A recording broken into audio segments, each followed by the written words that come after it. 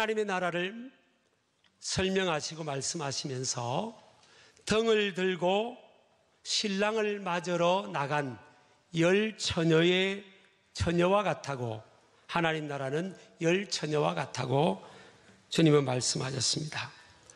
그 당시에 결혼 풍습을 예로 드시면서 하나님 나라를 쉽게 이해시키는 주님의 설교의 방식인 것을 알 수가 있습니다. 그 당시에 이스라엘 사람들, 유대인들의 결혼 풍습은 대부분 시간대가 밤이었습니다. 밤에 몇 가지의 절차가 있었는데, 일반적으로 신랑은 몇몇 친구들과 함께 신부집을 찾아가서 또 종교식, 신앙의 예식과 여러 가지 예식을 마치고 나서는 해가 질 무렵에 신랑인 자기 집으로 신부를 데리고 가서 가게 되어 있습니다. 신랑이 돌아올 때 많은 사람들이 상당한 거리까지 그들을 배웅을 하고요. 특별히 그들을 마중 나가서 집으로 인도하기 위해서 신부의 들러리, 브라이즈메이드인 10명의 신부의 들러리들이, 처녀들이 신랑과 신부를 맞으러 나가게 됩니다. 오늘 이 10명의 처녀라고 나와 있어요. 이 10명이라는 사실은 상당히 시사하는 바가 큽니다. 구약에도 보면 10계명도 구약에도 10계명이라고 되어 있고요. 10이라는 숫자는 우리 이스라엘 민족에게는 완전 숫자입니다. 그리고 예수님께서 비유로 설교를 하실 때 보면 10달란트, 10드라크마, 10머나 이렇게 10이라는 숫자를 굉장히 자주 사용을 하셨죠. 또 당시에 예수님이 공생의 사역을 할 그 당시에 유대인들이 회당을 구성하는 최소 인원, 오늘날로 말하면 교회가 인정받는 최소 인원이 10명이었습니다. 그리고 여러 신앙 집회를 위해서도 정족수 인원이 10명은 돼야 됐습니다. 그리고 장례식이나 결혼식에도 들러리로 따라가는 그런 행렬의 들러리들이 반드시 10명의 인원은 필요했다고 그 당시에 관습에 관한 기록에 나와 있습니다.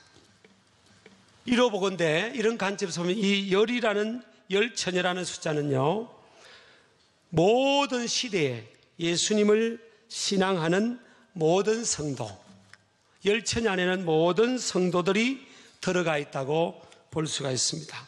근데 오늘 2절에 보니까 미련한 5처녀가 있고 슬기로운 5처녀가 있다 그랬어요.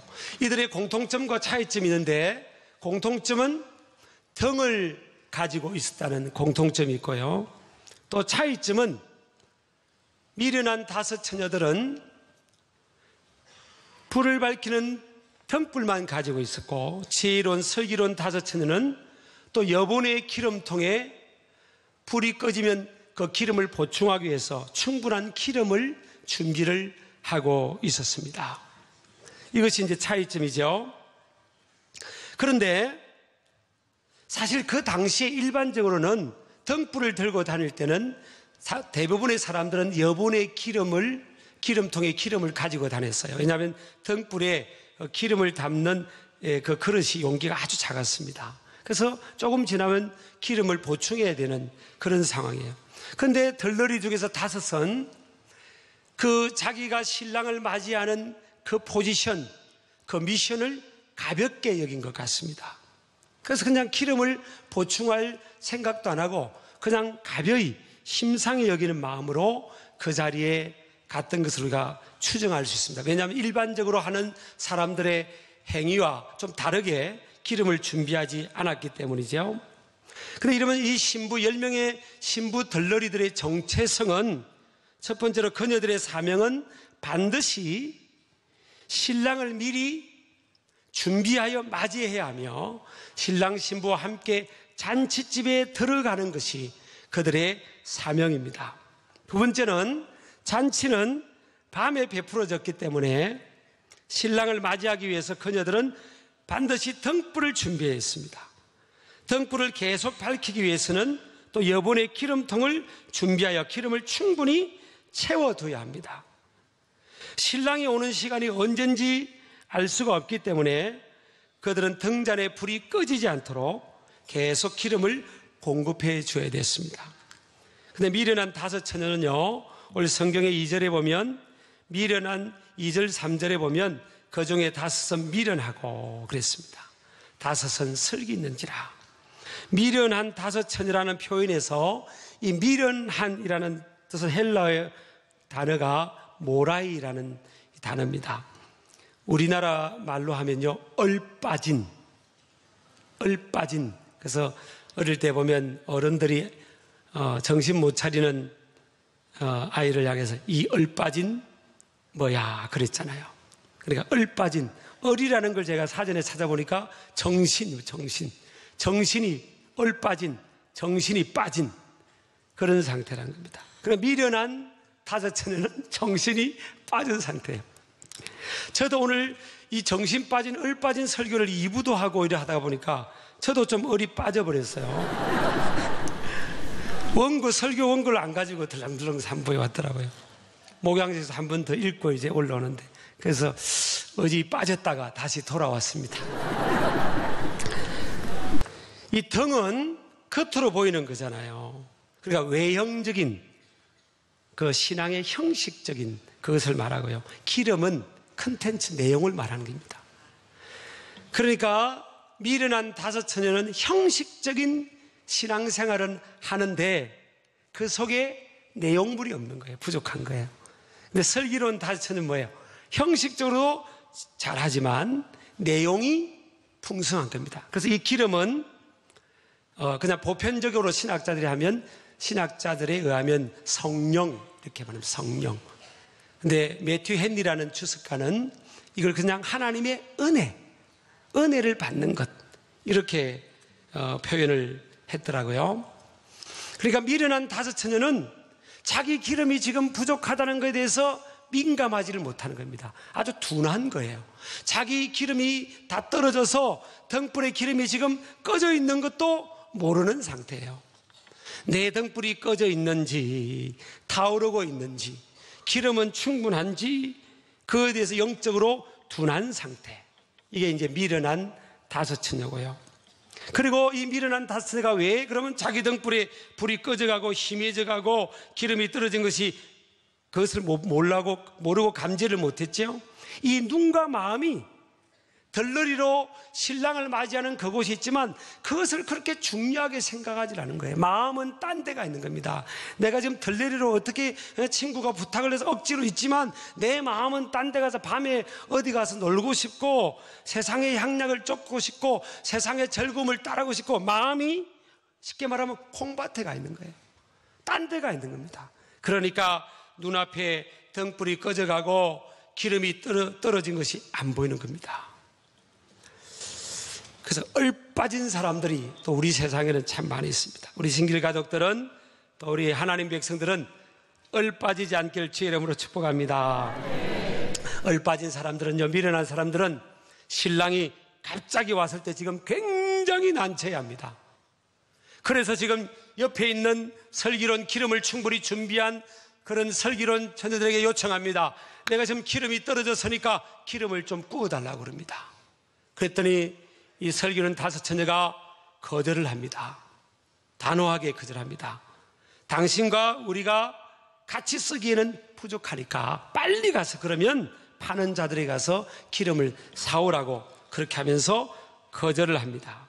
여러분요, 저와 여러분이 생각할 것은 신랑이 온 이후에는요, 등불을 밝힐 기름을 구할 시간도 부족합니다. 그때 은혜 받을 수 있는 기회가 없는 거예요. 그리고 평상시는 누군가의 도움을 받아서 믿음 생활을 하고 은혜 받을 수 있는 기회가 보장되지만 신랑이 딱 온 이후에는 다른 사람의 자기 구원의 문제에 있어서 다른 사람의 도움을 받을 수 있는 그런 여지가 없습니다.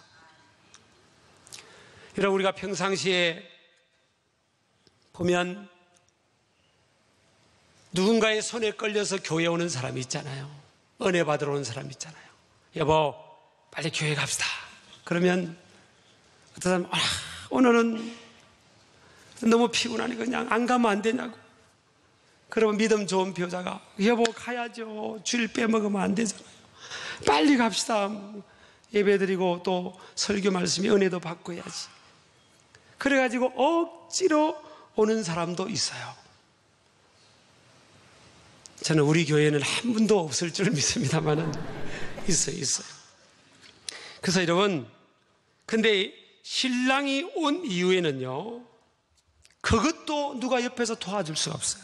그래서 구원은 다른 사람의 믿음이 아닌 각자 자신의 개인의 믿음에 의해서 신랑이 온 이후에는 좌우된다는 겁니다. 자, 옆에 있는 미련한 5 처녀가 지금 기름을 좀 부어달라고 그럽니다. 그랬더니 부족할까 하노니, 우리와 너희가 쓰기에 다 부족할까 하노니, 9절에 그랬죠. 다 부족하다는 거예요. 부족할까 하노니, 이것은 헬라어로 메포테 우메 아르케스라는 단어입니다. 근데 요 하나의 문장에요, 부정어가 3개가 반복됩니다. 메포테 우메, 이게 부정어예요. 3번의 연속 부정어가 반복됩니다. 그러니까 기름 좀 구워주세요 하니까 아이고 죄송해요 안 되겠어요, 이게 아닙니다. 절대적인 거부를 말하는, 절대적인 No, thank you, 안 됩니다. 뭐 여지가 없는 거예요. 그때는 반을 하라 들어갈 수 있는 여지가 없는 거예요. 그러니까 이러면 은혜도 평상시 받아야 되고요. 신랑 대신 주님이 온 이후에는 아내가 올라가면 아내 치마 붙들고 따라 올라가고, 믿음 좋은 엄마 아빠가 올라가면 엄마 아빠 손잡고 나도 올라가고, 그런 상황이 되는 게 아니에요. 이 구원은요, 신랑 대신 주님이 오신 이후에는 구원은 내 믿음입니다. 저와 여러분의 각자의 믿음으로 인해서 구원의 문제가 결정될 줄을 믿습니다. 한 사람의 신앙이 다른 사람의 구원까지를 책임질 수는 없다는 거예요. 신랑 대신 주님이 오신 이후에는 책임질 수가 없다는 거예요. 신랑이 온 이후에는 모든 것이 늦은 상황이 됨을 그 미련한 처녀들은 알지를 못했어요. 여러분요, 신랑 대신 주님이 오시고 나면 모든 것은 이제 다시 회복될 수 없고요, 회개할 기회도 없습니다. 은혜 받을 수 있는 기회도 없고요. 오늘 보세요, 미련한 5 처녀가 잔치집에 문이 닫혔는데 막 두드리면서 그때 말합니다. 주여, 주여, 우리에게 열어주소서, 그럽니다. 근데 문이 열리지도 않을 뿐만 아니라 문이 꼭꼭 닫혀 있습니다. 그래서 슬피 울며 이를 간다 그랬어요. 후회한다는 겁니다. 그래서 여러분, 지옥에 가면요, 모든 사람들이 대화를 하고 말을 할 때 지옥에 있는 모든 사람들의 말의 특징은요, 제일 마지막 말로 껄 한다는 거예요. 아유, 그때 기도할 걸, 아유, 그때 예배 잘 드릴 걸, 아유, 그때 은혜 받을 걸. 한번 따라해보세요. 시작. 걸. 후회하는 인생이에요. 근데 그때는 후회해봐도 소용이 없는 겁니다. 여러분, 여기서 신랑은요, 다시 오실 재림의 주 예수님입니다. 예수님은 초림으로, 처음에 오신 예수님은요, 사랑의 주님으로 오셨지만 세컨 커밍하는, 2번째 오시는 재림의 주님으로 오신 예수님은 심판의 주로, 신부되는 우리 모든 성도의 신랑 되신 주님으로 이 땅에 재림하게 될 줄을 믿습니다. 먼저 공중의 어린 양의 혼인잔치를 배설하고요, 구원받은 우리 하나님 백성들을 그것으로 인도할 줄을 믿습니다. 그래서 사도행전 1장 11절에 보면 너희 가운데 하늘로 올려지신 이 예수는 하늘로 가심을 본 그대로 오시리라 그랬어요. 우리 여러분, 예수님 다시 오십니다. 저는요, 오늘 메시지는 좀 무겁기는 해요. 근데 나중에 조금 재밌는 것도 있으니까 졸지 마시고요. 저는 예수님 재림을 믿는 목사입니다. 그리고 예수님께서 오늘 재림하셔도 좋겠어요. 이 아멘 소리가 점점 줄어들고 있어요. 어떤 청년들에게 그랬더니, 목사님, 그래도 장가라도 가고 예수님 오셔야죠. 어떤 사람 집이라도 좀 큰 집에 한번 살아보고 큰 차 한번 타보고. 여러분요, 저는 예수님이 오늘 오시면 좋겠어요. 빨리 오시면 좋겠습니다. 여러분, 인생길이 얼마나 힘든데 하나님 나라는 눈물도 없고 근심도 없고 괴로움도 없고 슬픔도 없고 배고픔도 없고 하나님이 주신 기쁨이 충만한 곳인데, 그 나라를 사모하시길 주의 이름으로 축복합니다. 자, 그래서 여러분, 미리미리 기름을 채워야 돼요. 고린도서 6장 2절에 보면, 보라 지금은 은혜 받을 만한 때요, 보라 지금은 구원의 날이라. 지금 내가 은혜를 받아야 되고 지금 내 구원의 문제가 점검이 돼야 되는 겁니다. 그때는 회개할 시간도 없고요, 은혜 받을 수 있는 기회도 없는 거예요. 그러니까 이게 평안할 때, 시간이 주어졌을 때, 어쩌면 우리 예수님께서 우리가 원하는 것보다, 많은 믿음의 선지자들이 원하는 시간보다 좀 지연돼서 오는 것처럼 보일 때도 있어요. 2000년 전에 사도 바울도 주님이 속히 오기를 기다렸잖아요. 근데 왜 주님의 오심이 좀 시간 딜레이 되는 그런 것 같은 상황일까? 저는요, 하나님께서 우리에게 기회를 주시는 겁니다. 은혜 받으라. 은혜 받으라. 회개하라. 바로 믿어라. 덕만 들고 있는, 여러분, 제가 정죄하는 게 아닙니다. 덕만 들고 있는 껍데기 신앙만 가지고 신앙생활 하지 마라. 내 영을 채워야 된다. 내 영을 기름을 채워야지. 그래서 주님이 어쩌면 우리에게 시간을 주는 겁니다. 한 명이라도 더 구원받게 하려고.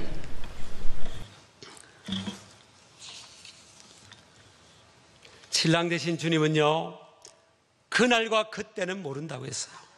갑자기 오십니다.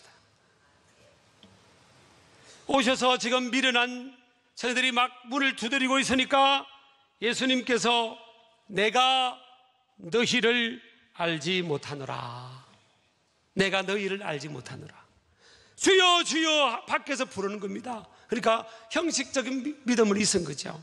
그런데 내가 너희들을 알지 못하노라. 여러분, 예수님께서 왜 인생들을 모르겠어요? 이거는요, 그들의 이름을 모른다는 게 아니에요. 여기서 안다는 단어는 헬라어로는 오이다고 히브리어로는 야다입니다. 야다, 오이다. 단순한 지적인 알을 넘어 교제와 경험을 통해 아는 상태, 그리고 관계를 통해 깨달은 상태를 의미하는 거예요. 남자와 여자가 한 지붕 밑에서 한 방에서 같이 결혼을 하고 살아가면서 남녀가 서로 알아가는 그 암, 하나님에 관해서 knowing about God가 아니라 knowing God, 하나님을 체험적으로 경험적으로 아는 암, 그 알면 말합니다. 그래 평상시에 이 미련한 다섯 처녀들은 주님과 경험적인 믿음의 관계가 없었던 거예요. 친밀한 관계가 없었던 겁니다. 그러니까 주님께서 어떻게 해줄 수가 없는 거예요. 그래서 내가 너희를 알지 못한다. 여러분요, 예전에 김포공항을 가면, 인천공항이 없을 때 김포공항에 가면 낮이고 밤이고 눈물바다였습니다. 왜냐하면 신랑이 그 열사의 땅 중동의 더운 나라에 돈 벌러 간다고 부부가 헤어지는 곳이 김포공항이었잖아요. 그러면 신랑이 말합니다. 여보, 몇 년만 우리 고생하자. 그러면 집이라도 하나 장만하고 잘 살게 될 때가 올지 않겠냐. 여보, 우리 떨어져 있어도 서로 그리워하면서 기다리며 살자. 그래서 막 부둥켜 안고 이제 비행기 타고 남편이 떠나갔잖아요. 그리고 이제 달마다 월급이 나오면 꼬박꼬박 섹시한테 붙여줬지 않습니까? 그런데 이 신부 중에서 섹시 중에요, 어떤 섹시는 제비한테 속아가지고 바람이 나버린 겁니다. 그리고 있는 재산을 그냥 그 남편이 그 고생하면서 그 붙여준 축복의 그 돈이요, 다 그냥 엉뚱한데 날아가 버린 겁니다. 그러다가 갑자기 전부가 한 통 온 거예요. 전부가 뭐예요? 여보, 이제 내 드디어 귀국하네. 김포공항에 6월 며칠 날 몇 시 비행기로 내가 도착하니까, 여보, 나 좀 마중 나와 죽으려. 당신이 너무너무 보고 싶어. 그거 전부를 받아본 신부는 뭐예요? 반가워야 되는데 안 반가운 신부는 뭐예요? 바람난 겁니다. 여러분, 영적으로 바람난 신자들 많습니다. 여러분, 그건 하나님만이 평가할 수 있지만 충청도 말로 여러분, 그래요 안 그래요 물어볼 때는 한자로 물어봅니다. 겨? 옆 사람 여쭤보세요. 겨? 바람 났는지 안 났는지 한번 물어보세요. 옆 사람 보고 저 보지 마시고, 저는 아직 바람을 안 났어요. 옆 사람 보고 시작. 교회는요 왔다 갔다 하지만 속은 그냥 아무것도 없는 거예요. 속은. 난 우리 교회 뭐 특정한 사람 말하는 게 아니에요. 지금 보편적으로 그런 겁니다. 보편적으로. 지금 교회는 가는데 껍데기만 와 있고요, 알맹이는 다 세상에 가 있는 인생들도 많이 있습니다. 우리 신길 가족들은 그렇게 되지 않기를 주의 이름으로 축복합니다. 기름을 채우는 겁니다. 이 이제 더운 여름이 오고 있습니다. 여름은 더운 계절이지만요, 바캉스의 계절이 아니에요. 사실은요, 우리 한국교회 보세요. 여름은 은혜 받는 계절입니다. 충전 받는 계절이었어요. 들이고 산이고 나가서 그 산상 집회도 많았고요. 여름에는 1년의 중간 지점에서 영적으로 충전을 받고 기름을 채워가지고, 그리고 다시 또 하반기를 달려가는 그 영적인 은혜의 계절이 여름이었습니다. 저는 우리 신길 가족들은 이번 여름에 주님께 포커스를 맞추고 영적인 기름을 채우는 그런 모습 되기를 주의 이름으로 축복합니다. 그래서 전교인 가족 수양에도요, 은혜 받는 계절로 하고, 가족이 좀 다 모여서 함께 기도하고 예배도 드리고 교제도 하고, 휴가를 크게 좀 쓰시고요. 그래서 아이까지 전원 한번 다 가가지고 하여튼 그렇게 놀랍도록 교회와 가정이 회복되고 신앙적으로 회복되는 역사가 있기를 축복합니다. 주님이 다시 오실 때요, 우리들은 한 명도 빠짐없이 남지 않기를 주의 이름으로 축복합니다. 우리는 들림받아서 어린 양의 혼인잔치에 참여하고 있는데, 남한 사람은 이제 성경책 들고 주일날 한번 교회 한번 가볼까 하고, 그럼 그때는 저도 없어요. 혼자서 예배 드리세요. 예배 드리세요. 여러분, 이게 웃지만요 굉장히 심각한 겁니다. 우리의 영혼을 어디서 보내야 될까? 여러분의 가족들, 자녀들 점검하세요. 점검. 구역 식구들, 목장 식구들, 팀 식구들 한 명도 믿음의 낙오작 없이 다 신랑 되신 주님 오실 때 주님 맞이하는 모습 되기를 주의 이름으로 축복합니다.